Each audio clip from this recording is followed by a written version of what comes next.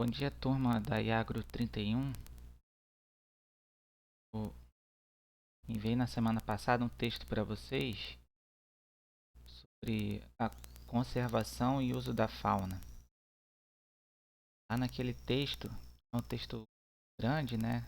Mas pedi para vocês estudarem o segundo capítulo especificamente, que vai tratar da inter-relação entre a saúde humana, a saúde dos animais silvestres e o meio ambiente. Bom, a gente começa a aula falando um pouco então como que funciona essa questão da saúde do meio ambiente. Aqui nessa figura ilustrando a questão do desmatamento. Quais são as consequências do desmatamento? E o que a gente tem a ver com isso?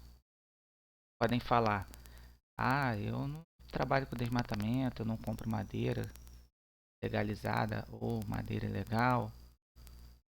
Bom, mas a gente já conversou em sala de aula que em cada produto que a gente consome existe um termo chamado água virtual, que é a quantidade de água que um objeto gasta para ser produzido.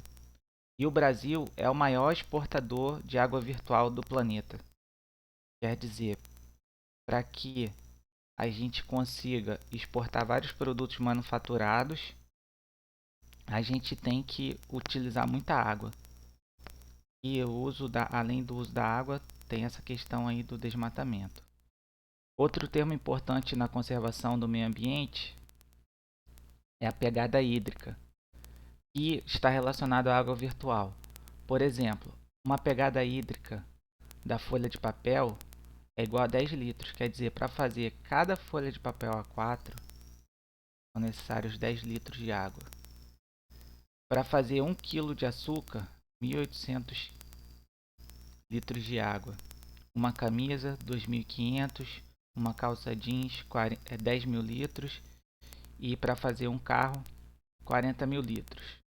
Como que nós, enquanto cidadão ou cidadãos, podemos evitar esse gasto excessivo de água? De repente, então, se eu compro 10 camisas por ano, reduzir esse número de camisas e pode ser uma solução aí, ou a gente fazer a nossa parte, digamos assim. A consequência do desequilíbrio ambiental tem promovido a emergência de patógenos. E essa aula de hoje tem tudo a ver com a problemática da pandemia que a gente vive hoje. Esses patógenos podem ser parasitas, bactérias, fungos e vírus em todo o mundo. Consideremos que saúde é um estado completo de bem-estar físico, mental e social, e não apenas a doença ou a enfermidade.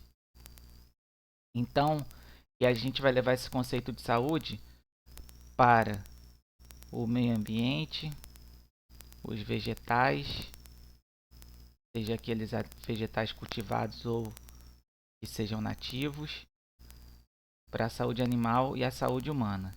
Essa figura aqui ilustra que está tudo interligado. Então, a saúde animal interfere na saúde humana, a saúde humana interfere no meio ambiente, por que não algum patógeno passar do ser humano para o animal e vice-versa? É o caso das zoonoses, as doenças que passam dos animais para o humano, e as antropozoonoses, doenças que passam do ser humano para os animais. Então temos dois termos: zoonose, do animal para o humano, e antropozoonose, do humano para o animal. Esse termo medicina da conservação, que é o título do capítulo que eu pedi para vocês lerem, ele surgiu a partir dessa história aqui. Entre as décadas de 1960 e 1970, considerava-se que os recursos naturais eram inesgotáveis. talvez não que as pessoas ficassem negando que os recursos iriam acabar. É que de fato não existia uma preocupação com a conservação desses recursos naturais de maneira ampla. O aumento do interesse do conhecimento sobre a vida selvagem, somado à quantificação dos valores monetários dos bens naturais, provocou a observação de que o uso inadequado de áreas naturais poderia ocasionar prejuízos econômicos. Eles começaram a ver que não é só de explorar os minérios, as madeiras, os recursos hídricos de maneira indiscriminada, sem planejamento, ia continuar tudo bem. E aí no final da década de 80, houve o aumento do número de epidemias graves em ambientes diversos, e as doenças tornariam-se grandes obstáculos ao equilíbrio ecológico. A gente sabe de algumas doenças que a gente enfrenta aqui, principalmente na Amazônia, decorrente do desmatamento, como por exemplo a malária. É uma doença causada por um protozoário, um parasita, que causa grandes problemas à saúde humana, febre alta, algumas pessoas vêm até a óbito. E agora a gente tem a questão aí do coronavírus. E aí eu coloco alguns exemplos de vírus disseminados por desequilíbrios ambientais. O vírus causador da pneumonia asiática deve entrar ao lado do HIV, do ebola e da febre amarela para a enorme galeria dos patógenos assassinos que saíram da natureza e atingiram seres humanos. Folha UOL, dia 23 de abril de 2003. Há 17 anos atrás, ocorreu um surto aí de pneumonia que levou várias pessoas à morte. Ano passado, a gente falou do vírus da peste suína africana, que causou grandes problemas lá na China. Esse vírus é encontrado em javalis selvagens. São animais selvagens. Sendo que, então, as pessoas não têm controle sobre a saúde desses animais selvagens. Eles devem ficar na natureza. Mas se em algum momento o homem destrói o habitat dele, eles podem passar a ter contato com os suínos domésticos. E aí o que aconteceu? Matou 40% do plantel de suínos da China em 2019. Quer dizer, se eles perderam 40% da produção de uma das principais carnes que eles consomem, que é a carne de porco, a gente já vê que eles já ficaram com uma deficiência aí de distribuição de comida. E isso já pode levar a população a procurar alternativas. Uma coisa é o país inteiro trabalhar na importação de produtos cárneos de países como o Brasil, que é um grande produtor de carne. Outra coisa é que os próprios habitantes da China já começam a procurar fontes alternativas de carne. E aí, será que eles procuraram alguns animais selvagens desde esse problema que aconteceu em 2019? Porque não controlaram a peste suína africana? A gente sabe que é uma doença causada por um vírus. Esse vírus ele consegue ter ampla distribuição mundial e alguns países têm controle. No Brasil tem um certo controle e esse controle ele é limitado, pois não existe vacina contra esse vírus. Não existe. Um amplo contexto ecológico no qual a saúde das espécies está interconectada aos processos ecológicos que governam a vida. É o conceito de medicina da conservação.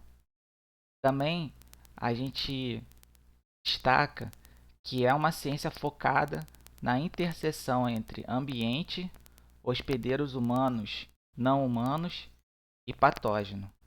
Essa medicina da conservação, então, vai tratar de como as doenças transitam, ou os patógenos transitam entre o ambiente, o hospedeiro, que pode ser humano ou não humano, animais humanos ou não, e os patógenos. Qual seria esse mecanismo de como o patógeno sai do controle? Vamos dizer que o patógeno atinge um determinado animal, que pode ser um animal doméstico. Nem sempre a gente vai colocar o animal selvagem como vilão. O problema seria quando esse animal doméstico entra em contato com o animal selvagem. E aí no texto eles trazem esse termo aqui, spillover, alguma coisa assim, que acontece quando um patógeno que está adaptado a uma determinada espécie, caso bovino, passa para uma espécie selvagem. Aqui parece ser um cervídeo.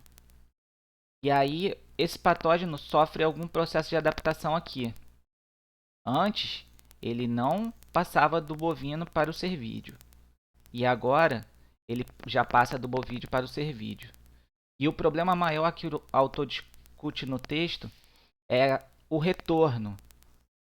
Como diz aí no ditado amazonense, a volta do anzol, né? O problema é o retorno. Quando esse patógeno que se adaptou a esse cervídeo, ele sofre várias alterações, que podem ser mutações, por exemplo, e volta para o primeiro animal. Então, vamos dizer que esse animal seja o animal X, aí passa para o Y, sofre alterações desordenadas e volta para o animal X novamente e pode voltar, além de não ter esse animal não ter mais defesa contra esse patógeno, ele pode voltar ainda mais forte. Além dele ser diferente, essa diferença pode ser que ele seja mais agressivo. Conclusões: os animais selvagens devem permanecer nos seus habitats naturais. Isso, a medicina da conservação do meio ambiente. Então a gente deve preservar o local onde eles vivem para que eles continuem morando naquele local. Então devemos conservar esses habitats. A gente já viu como que os animais trabalham nesse contexto. Alguns animais são aquelas espécies bandeira que levantam ou chamam a atenção da população para a causa da conservação daquele ambiente. De repente porque ele é um animal bonito, né? Como a gente citou aí, mico-leão dourado, o peixe-boi na Amazônia, pode ser o lobo-guará lá no Cerrado, o caso do urso polar. São animais que de repente a gente pode fazer até um trabalho de formação de opinião com crianças e pré-adolescentes, com desenhos, para que eles se afeiçoem àqueles animais e queiram defender o local onde esses animais moram. A criação de animais selvagens só deve ser realizada em situações específicas. Pode ser produção de carne? Pode ser, sendo que esses animais não devem ser retirados diretamente da natureza. Quando isso for necessário, esse cuidado tem que ser bastante grande, com uma quarentena, que sejam feitos testes, testes disponíveis específicos daquele animal ou daquela espécie de animal, para que não ocorra adoecimento desse animal do cativeiro e esse animal não passe doença para o consumidor. E tudo isso autorizado pelo IBAMA. Se não ocorrer autorização, a gente não deve nem criar e muito menos retirar da natureza, que é expressamente proibido na legislação brasileira. E a redução dos bens de consumo evita novos desmatamentos e o uso inconsequente dos recursos naturais. Esse texto, essa aula de hoje, foi retirada do Caderno de Epidemiologia da Conservação dos Animais Silvestres. Vocês encontram nesse endereço na internet ou lá no SIGA para vocês baixarem. Espero que vocês aproveitem essa aula para poder ter um pouco mais de conteúdo para trabalhar com os animais selvagens, caso a gente vá criar os animais selvagens. Então, até a próxima aula, pessoal.